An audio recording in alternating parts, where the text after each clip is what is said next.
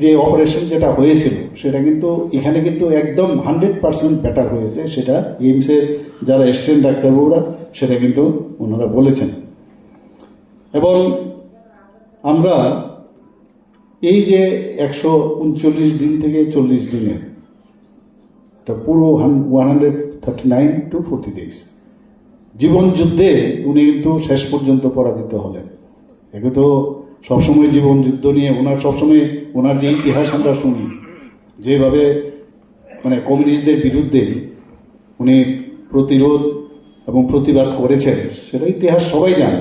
এবং আমাদের কাছে অত্যন্ত ভালো লাগতো যে এইরকম একটা যিনি নাটকের সংস্কৃতি ব্যক্তিত্ব, নাটকের সাথে জড়িত, যাত্রার সাথে জড়িত, নিজে কবি হিসাবে একদম বিখ্যাত কবি হিসাবে এত সুন্দর সুন্দর এই যে সৃষ্টি, এবং যেটা আমার এখানে মুখ্য সচেতক বলেছেন যে ঘরের ভিতরে আমি একদিন রুমের মধ্যে গেলাম, রবীন্দ্রসঙ্গীত শুনতেন, প্রতিটা শব্দ বোঝার চেষ্টা, অনেক কিছু শেখার আছে।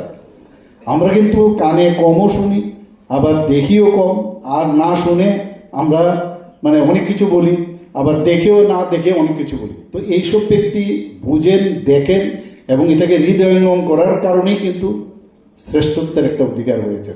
মাঝে মাঝে আমি দেখতাম যে বিধানসভার মধ্যে একবার মনে আছে, আমি তো নতুন নতুন মানে বিধায়ক প্লাস মন্ত্রী, মুখ্যমন্ত্রী, তো একবার লাস্ট যখন আমি বক্তব্য রাখলাম যে যতগুলো মানে বিরোধীরা যতগুলো কোশ্চেন জিজ্ঞেস করেছে, আমি লাস্ট দিন সমস্ত যে ওদের উত্তরগুলো কিন্তু আমি দিয়েছি, প্রতিটা জিনিস উত্তর দেওয়ার সুবাদে উনি কিন্তু সেখানে একদম মানে ওপেনলি বলেছেন যে ত্রিপুরার বিধানসভার ইতিহাসে আমি জানি না, বলে আমি তো এতদিন ধরে আছি, কেউ এইভাবে এত রেসপেক্ট যে যারা মানে বিরোধী প্রতিটা প্রশ্নের উনি উত্তর দিয়েছেন, একমাত্র এই মুখ্যমন্ত্রীকে আমি দেখলাম।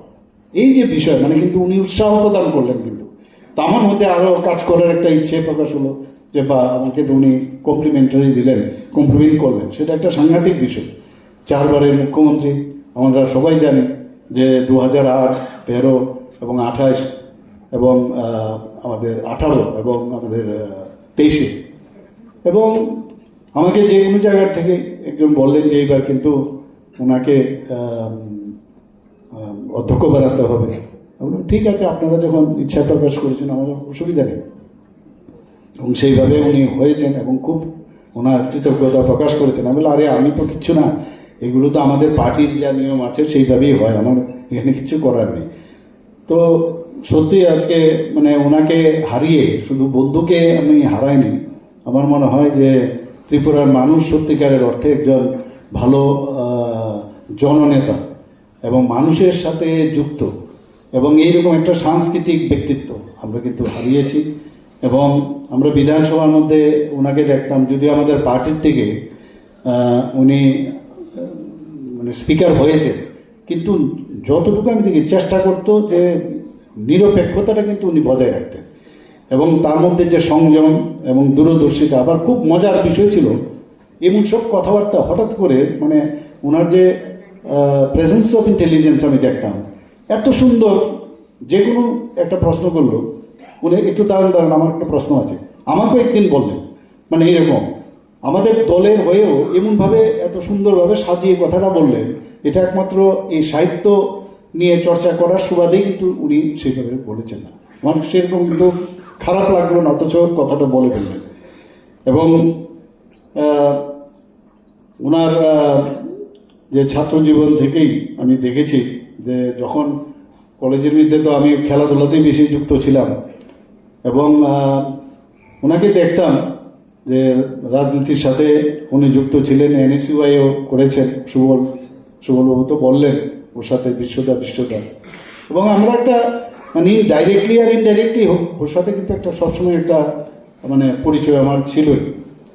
2018 সালে যখন 3rd টাইম উনি বিধায়ক হন, তখন উনি একটা সুন্দর একটা স্লোগান দিয়েছেন। এখন এই স্লোগানটা কি? ক্লিন ধর্মনগর,